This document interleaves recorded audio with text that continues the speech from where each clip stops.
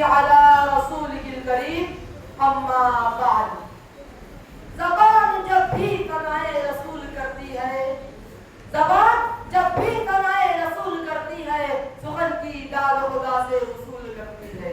صدر ذیشان، اہل میزان اور سامعین کرام، کسی ولی صفت انسان سے اگر کوئی خرق عادت کام ہو جائے تو اسے کرامت کہتے ہیں. مطلب خواجہ اجمیری رحمۃ اللہ علیہ کے پیالے میں اگر کئی مربع میل کی وسعت میں پھیلا آنا ساگر کا تالاب سما جائے تو اسے آپ معجزہ نہیں بلکہ کرامت کہیں گے. اور اگر فاسقوں کافروں سے وہی کام ہوتا نظر آئے گا تو اسے کرامت نہیں استدراج کہیں گے.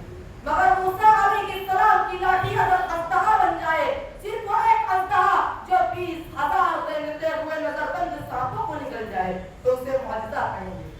آئیے اسی جرم میں مشاہدہ کریں آپ یعنی حضور صلی اللہ علیہ وسلم کے معجزات. اور یہی میرا موضوع سخن ہے. جج صاحبان نوٹ فرمائیں.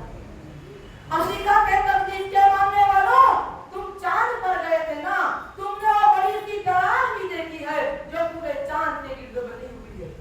جانتے ہو وہ کیا ہے؟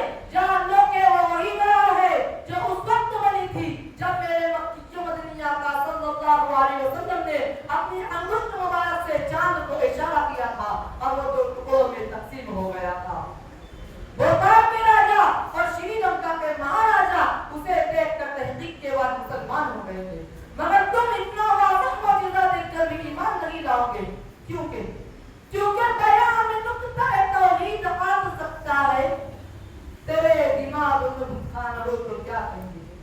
حجاج کرام، تم نے بھی حج کے دوران جبل ابو قبیس پر وہ چٹان بھی دیکھی ہے کہ انگلی جب آپ صلی اللہ علیہ وسلم کی نیچے آئی تو چٹان بھی کٹ گئی تھی. مگر اس کے بعد بھی تم میں سے کتنے حاجی اور عمرہ کرنے والے نوجوان داڑھی سے عاری، نمازوں سے غافل اور ماہ رمضان میں روزوں سے محروم رہتے ہیں. ارے اس معجزے کو دیکھ کر تو کتنے مشرکین نے بھی کلمہ پڑھ لیا تھا، مگر اس معجزے کے اثرات دیکھ کر تم ویسے ہی رہے. سب سے بڑا معجزہ میرے نبی صلی اللہ علیہ وسلم کا تو آج بھی تمہارے ہاتھوں میں ہے. یہ وہ معجزہ ہے جس کے آگے 15 صدیاں بیت گئی. یہودی، عیسائی، پوری عربی زبان کی ماری دنیا آج بھی اللہ کے اس معجزے کے سامنے حاضر ہے. میرا خدا تو کہہ رہا ہے فَأْتُوا بِسُورَةٍ مِّن مِثْلِهِ، ایک سورہ بنا کر دکھا دو میرے قرآن کے جیسی. عرب کے تمام شعراء، ادباء، ماہرین عرب لاکھ دن لکھتے رہے اور پڑھتے رہے. ایک عربی شاعر اِنَّا أَعْطَيْنَاكَ الْكَوْثَرَ فَصَلِّ لِرَبِّكَ وَانْحَرْ إِنَّ شَانِئَكَ هُوَ الْأَبْتَرُ. اس کے آگے تو لکھ سکا وہ صرف یہ کہ مَا هَٰذَا قَوْلُ الْبَشَرِ، یہ کسی انسان کا کلام نہیں، بے شک وہ میرے قاری کملیہ والے صلی اللہ علیہ وسلم کا معجزہ تھا کہ اتر کر ہرا سے سوئے قوم آیا اور ایک نسخہ کیمیا سا پھیلایا.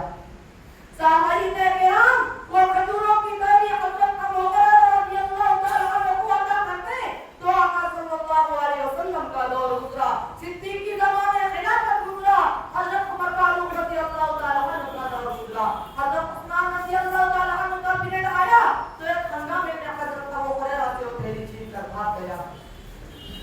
حضرت ابو ہریرہ فرماتے ہیں میں اس میں سے کھجوریں کھاتا رہا، لوگوں کو بانٹتا رہا، تھیلی سے نکال کر دیتا رہا.